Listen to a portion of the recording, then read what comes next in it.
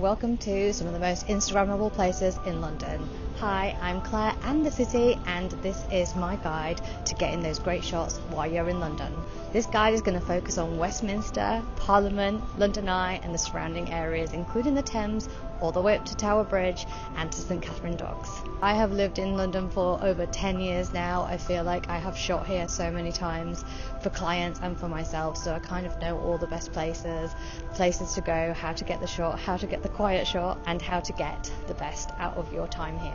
I hope you're fully charged and ready for action. You'll be able to see over my shoulder, this is one of the first places that I recommend coming to if you're coming to shoot at Parliament. This is the famous red phone box where you can see Parliament just behind you. It's the perfect place.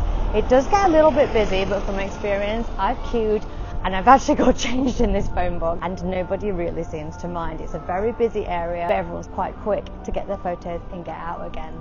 It probably goes without saying that there's plenty of red phone boxes in the area around here, so do have a wander around if you want to find one that's a totally unique one, but I found that gives you the most guaranteed amazing pictures directly at Parliament, so I recommend that one.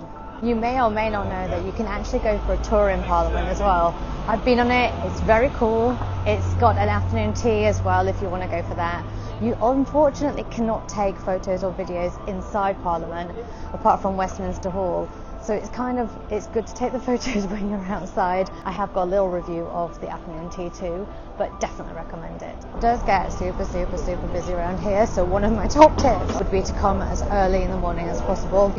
You won't be able to get much that isn't completely busy, and you'll have to get everything really fast.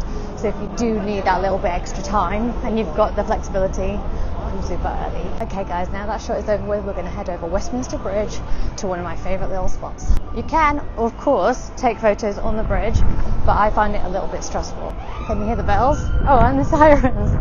How very London. So as you can see, I've crossed over the bridge now and I'm on the other side, which means it's a lot calmer over here. There's a lot less tourists. This is a good place to take stock, have a minute and get a clean shot of Big Ben.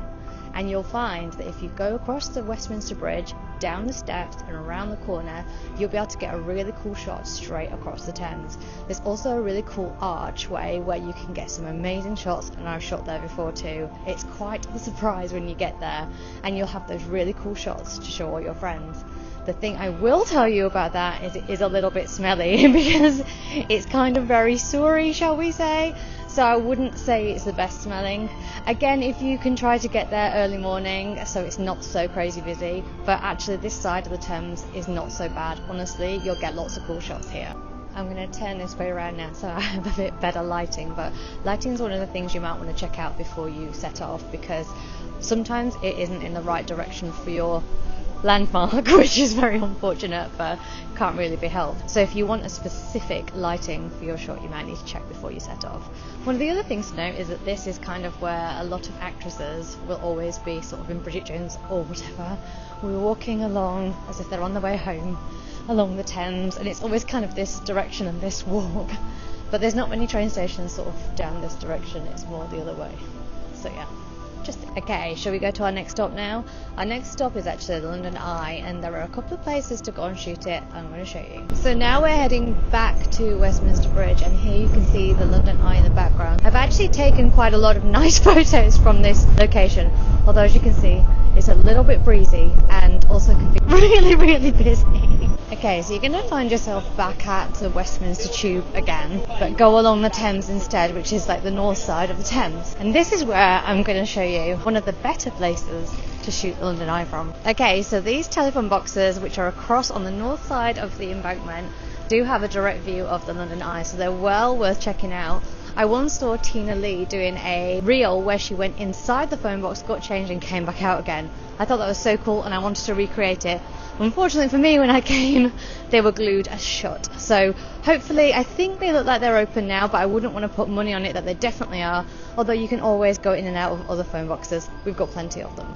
So unsurprisingly, this is one of my favourite places to come and shoot. This is on the north side of the Embankment. You've got a nice clear shot of the Eye, and you've got loads and loads of pavement that you can play with. It's not as busy at all. You could even get up on the wall, which I'm not going to do in case someone steals my phone.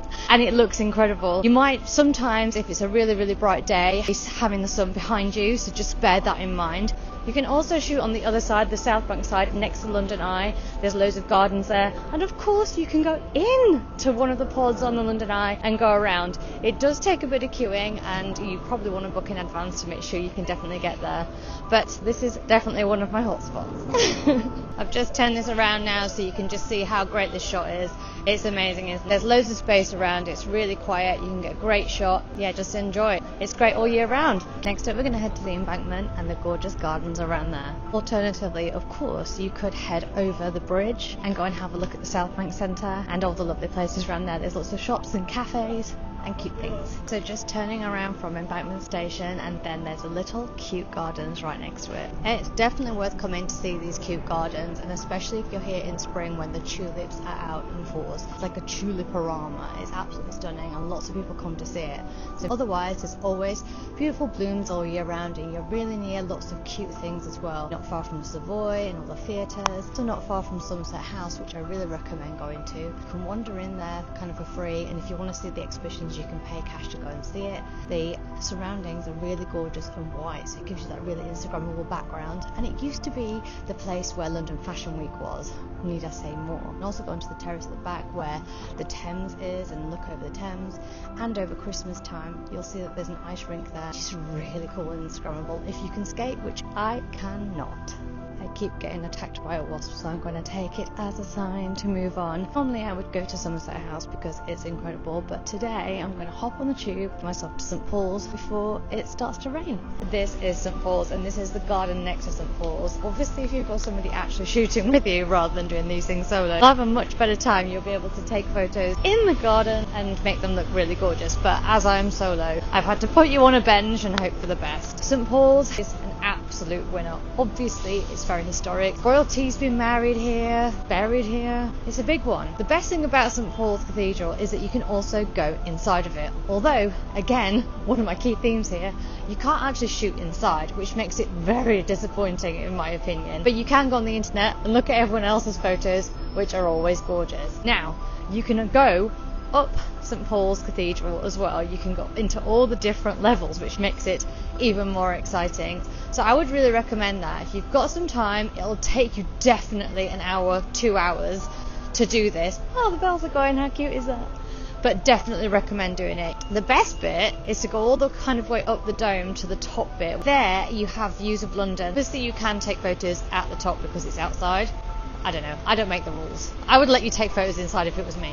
The other thing is if you're outside, there's loads of places to take photos. So of course, as I said, this gorgeous garden here right in front of the guy. Also lots of cherry blossoms in spring, you can come then too. There is a phone box as well, which I've taken photos as well. And also if you go across the road to where the bridge is, there's a little bit of a plinth thing where you can take photos from there. And let's not forget the famous stairs where so many royals have gone in and out over the years.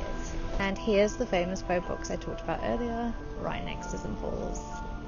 The steps at St Paul's are really Instagrammable. Obviously you've got St Paul's as a backdrop, but the stairs themselves are really wide, really long, and you've got these amazing columns as well, which make it super historic and beautiful. They're also really white, which gives you that amazing bouncing light, and obviously the light is afternoon now and it's perfect time to come and shoot if you like it.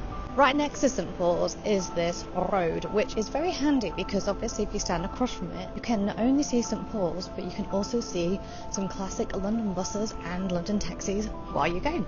So just in front of St Paul's, you actually also have these plinths which you can perch yourself on, and you can get St Paul's obviously in the background. You might be able to get yourself a bus or a taxi in the background. Our next stop is very close to St Paul's because we're off to Millennium Bridge. Millennium Bridge, funnily enough, was built for the Millennium, so it is 25 years old next year. Bless it. You might recognise this bridge from Taylor Swift's Endgame video, and also from the Harry Potter film, where I think it gets destroyed. Let's hope it doesn't happen. And as you walk across, you'll be able to see the Tate Modern as well. Downsides are it's going to be really busy, so shooting on here might not be so easy, It's going to be some of our first sightings of our next Instagrammable spots, because we've got the Shard, also Tower Bridge over there, and St Paul's is there in the distance, so you can see how cool of a shot you could get if you were lucky, or you were Taylor Swift. I could shut the bridge down and do what you fancy. So we've come on the south side of the Thames to show you the Shard. Now the Shard is probably not one of the Instagrammable things you can easily get in your photos because it's so big. If you go inside the Shard, you get the most amazing views. So my top tip for the Shard is not to go to the viewing platform, but instead to go to one of the bars. They have amazing wine and snacks and afternoon teas, so you can definitely see the beautiful view. If you go to the viewing platform, it costs you about the same amount as the minimum spend is in one of the bars. So I just think go have some fun instead of going to the simple viewing platform. That way you can have a sit down, a nice drink and a snack, and then carry on. It goes without saying to book in advance, because you never know. So the good news about Tower Bridge is that you can get shots all the way from here all the way up for it. There's loads and loads of places on the south and north side to get your shots from. The places I recommend are if you go southwest, get loads of nice shots, clear shots of it, and you can also get quite close to the bridge, and you can also sit on the wall too. If you can go to the southeast side, you've got nice quiet area, loads of lovely views and lots of nice shops and cafes as well. It's very quiet. I got changed in an all bar one over there. It's very handy. Go to the north side, the northwest side where the Tower of London is, can be quite busy, and there's also a big railing in front of it, so I don't necessarily recommend that unless you're short on time. Better side is northeast again, so go on that side, and there's a whole statue thing. There's a whole sundial thing that you can find.